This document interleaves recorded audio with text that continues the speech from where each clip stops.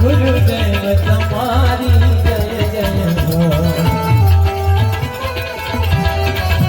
ગુરુદેવ તમારી જય જય હો ગુરુદેવ તમારી જય જય હો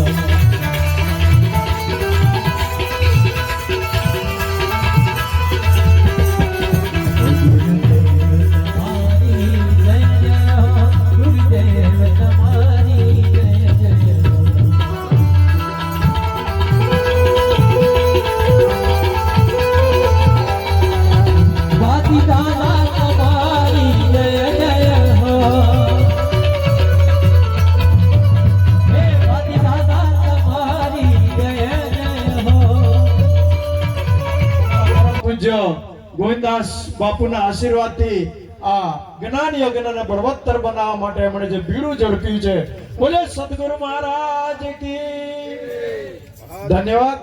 ત્યારબાદ પરમ પૂજ્ય અજબસિંહ મહારાજ શ્રી ભાતીજી સેવા સંઘ વાડીના માન્ય પ્રમુખ મહોદય, જેમના થકી આપણને બધાને આખા વર્ષની અંદર આવા ક્યાંક ને ક્યાંક ભક્તિ યજ્ઞનો આપણને બધાને એક ખોરાક આચમન કરવાની સદઘડી આપણને જેમણે પ્રાપ્ત કરાવી છે એવા પૂજ્ય અજબસિંહ મહારાજનું સ્વાગત મોહન મહારાજ સ્વયં કરશે. વિનંતી કરું છું.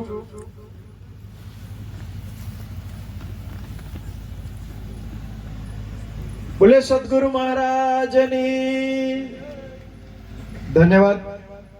વાડી ભાતીજી સેવા સંઘની સુંદર મજાની પ્રવૃત્તિમાં પ્રશંસનીય અને વંદનીય ફાળો.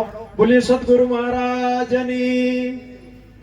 એ જ ભૂમિ પરથી આપણને પૂજ્ય બાપુના આશીર્વાદે એક પરમ દીકરો મળ્યો અને ગુરુ મહારાજ તરીકે જેમણે નામ ઉજળું કર્યું છે એવા પરમ પૂજ્ય રમેશ બાપુ વાડી ઉપાચાર્ય શ્રી, આપનું સ્વાગત મોહન મહારાજ સ્વયં કરશે. વિનંતી કરું છું.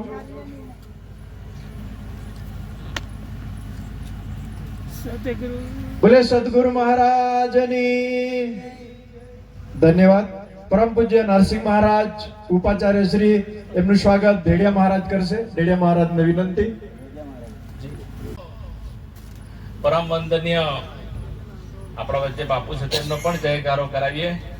બોલીએ માધુદાસ મહારાજ કી, ગોવિંદાસ મહારાજ કી, સર્વે સંતો કી. આજના નવકોડ નાગનું યજ્ઞ અને એમની પૂજા પ્રસંગે ઉપસ્થિત પરમ વંદનીય પ્રાંત સ્મરણીય હર હંમેશ આપણા સૌના દિલ દિમાગમાં અને હૃદયમાં બિરાજમાન છે એવા પરમ વંદનીય બાપુ પૂજ્ય ગોવિંદાસ બાપુ, એમના સુપુત્ર એવા રમેશભાઈ મહારાજ, અને હર હંમેશ હું તો કહું છું કે આવા શુભ પ્રસંગો અને પરંપરાગત ભાતીજી ભક્ત મંડળ અને સંઘ કે ટ્રસ્ટ એ બધા સાથે લઈને આપણા સૌ માટે જે ખૂબ ભગીરથ કાર્ય કરે છે એવા પરમ વંદનીય પ્રમુખ શ્રી અજબસિંહ મહારાજ, સાથે મારા ઉપાચાર્ય શ્રીઓ, કંઠી ગુરુ મહારાજ શ્રીઓ, ઉપસ્થિત અહીંના નેતાગણ, દાતાઓ અને ઉપસ્થિત વડીલો, માતાઓ, બહેનો અને ભક્તગણ, ખરેખર બાપુએ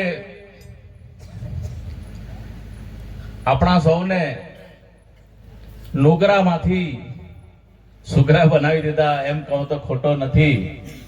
અને એમના શણગારથી જે મનરૂપી, જીવરૂપી, અવિદ્યા સ્વરૂપ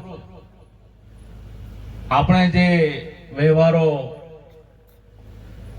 અને જે ખરેખર એક અજ્ઞાનની સ્વરૂપમાં રહેતા હતા એ મનને સત્સંગથી, જ્ઞાનથી અને ગુરુ મહિમાથી ગોવિંદ બાપુએ આપણને એ મનને સમાધાન કરાવીને, નમન કરાવીને અને શિવ સ્વરૂપમાં આપણને લાવી દીધા છે. અને એટલા માટે જ આપણે સૌ આટલા એકાગ્રથી આપ સૌ અને અમે બધા બેઠા છે. કારણ કે એ મન, એ જીવ, મન એ જ જીવ છે.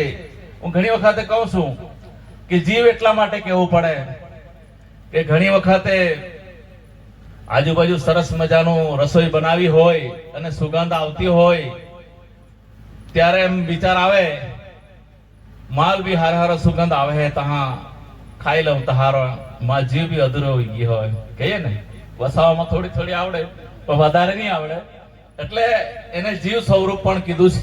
પણ એ મટાડનારા આપણા સદગુરુ ભગવાન ગોવિંદરામ બાપુ, જેણે ખરેખર આપણને આ સ્વરૂપમાં મૂકી દીધા છે, એ સ્વરૂપમાં રમણ કરવા માટે નાગ દાદાની ભક્તિ એટલા માટે કરવી પડે કે ઘણી બધી ઉપાધિઓ આવતી હોય.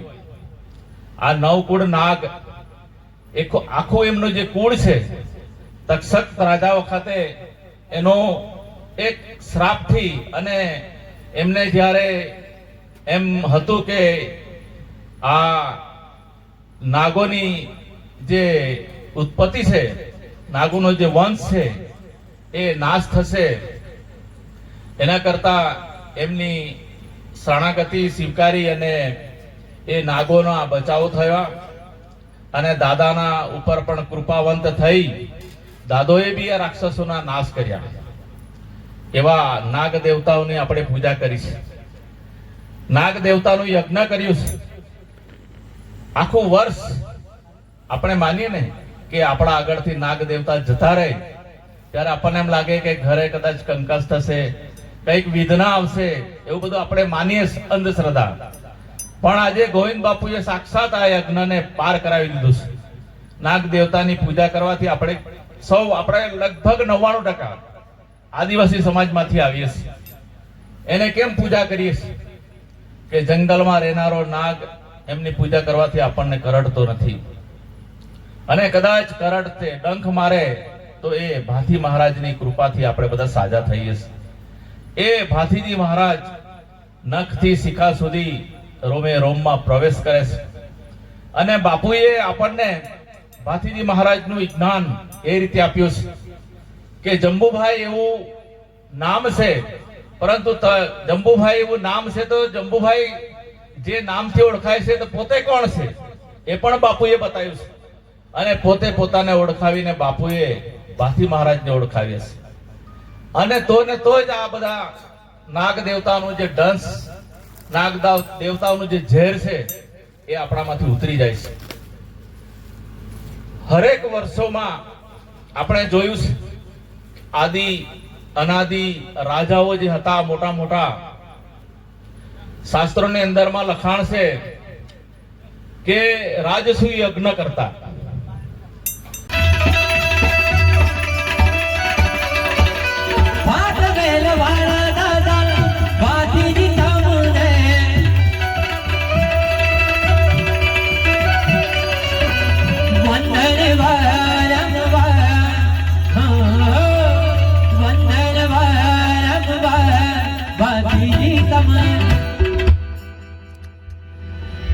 ભાથીજી તમને વંદન વારંવાર, ભાથીજી તમને વંદન વારંવાર.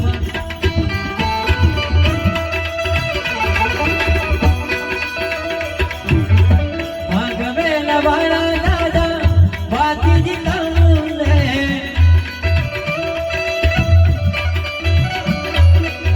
ભાગવેલ વાળા દાદા ભાથીજી તમને વંદન વારંવાર,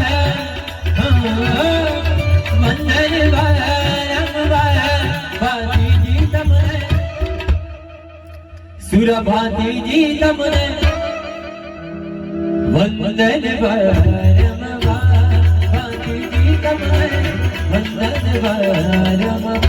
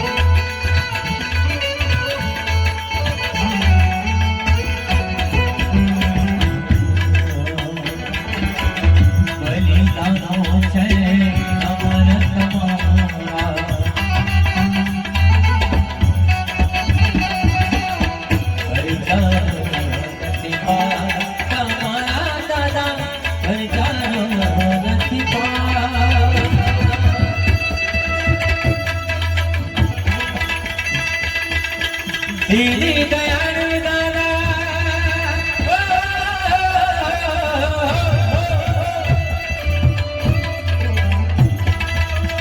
દીની